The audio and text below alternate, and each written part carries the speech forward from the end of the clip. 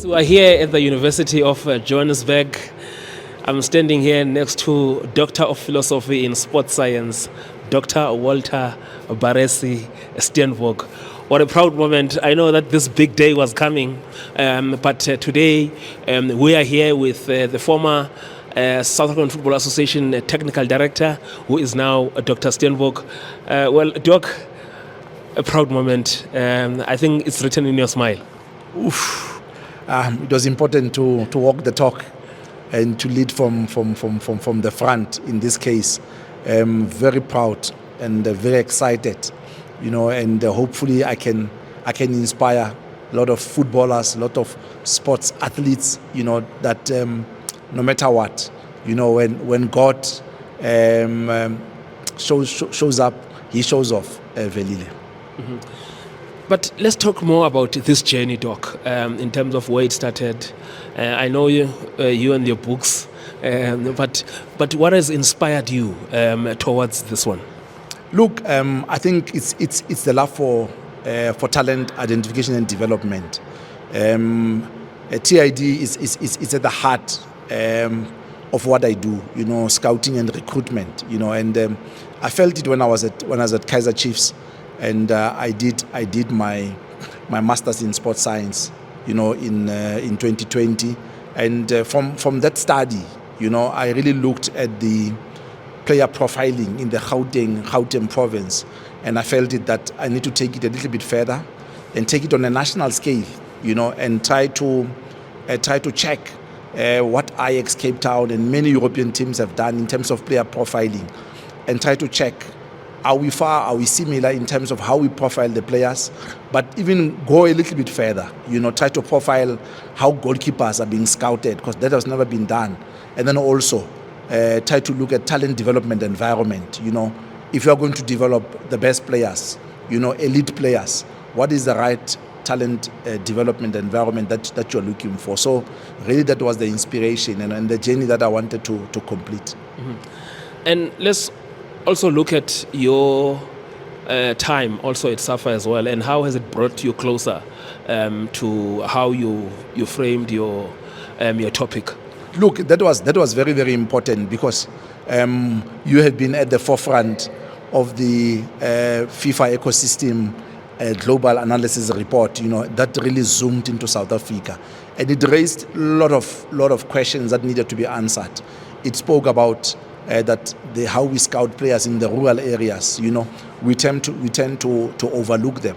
But again, that we didn't have enough talent scouts, who can really put strategies and put a framework, that is South Africa, and how best can we be able to do that, So when I was in the association, it really also gave me an opportunity, because then I had the luxury of doing talent development scheme and also talent identification for the junior national teams, So this study then really came at the right time, because then I had to do a multidimensional framework, that doesn't only look at the players, but holistically look at the coaches, at the scouts, and also at the players, So I'm very, very glad that it came up nicely. And of course, the time in the association also gives you access to the right stakeholders and the right ecosystem that you really need to develop something of this nature. Mm-hmm. And how do you ensure, Doc, that this topic, this research that you've done extensively, also benefits the nation? Look, I'm proud to announce again, and maybe you are the first one to know this, that I'll be doing my postdoctoral study again with TUT, where I want to go a little bit deeper. I want to check anthropometric and maturity status, of boys and girls, of men and women. So I want to go deeper into the COSAFA and again into South Africa, into women's football, and check how do relative age affect what you are doing, and also maybe go into a topic that is exciting. Also try to check from the clubs how clubs are recruiting coaches. What are the framework that they're using, what is a template, and so that we can be able to develop better, as a country. So I'll be taking this a little bit further into my more advanced research skills and also scientific skills that I'll be going into in my postdoctoral studies. And there's no time for you to rest, Doc. You're off to a continental assignment already. Yeah, I mean, I need to really thank CAF after the under-20 championship. Now I work as a consultant for CAF, in the technical study group, and I'll be going to CHAN tomorrow. I'll be based in Kenya to really watch that group.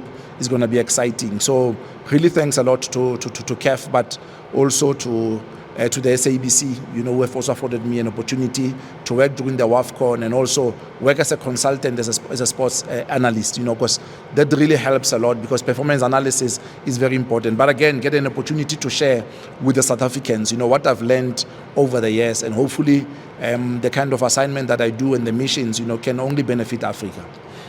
Actually, when it comes to CHAN, you are one of the few who've been there and a number of times, and you've seen the talent coming out. Tell us more about those who are not used to CHAN, and also how can we best use CHAN to make our national team stronger.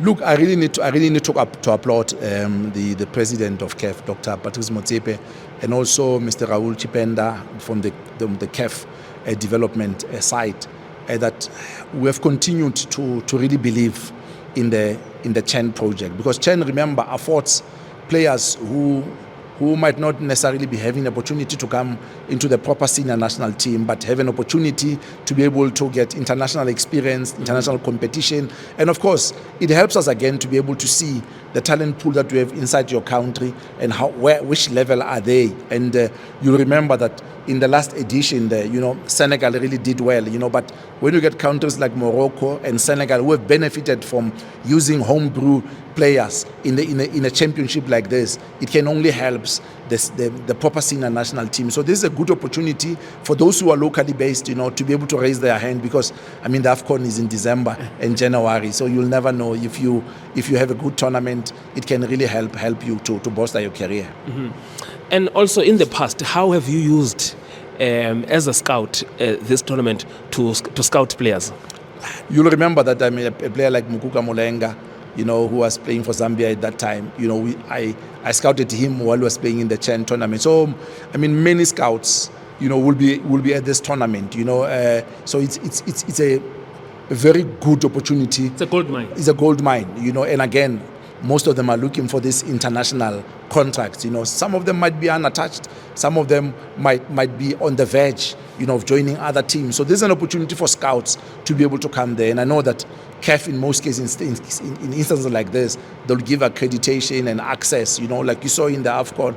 Even when we do the analysis of the group stages, prominent scouts are there, so it's an opportunity to network. But again, to really look at the level of African football, from a local-based player's point of view. Mm-hmm.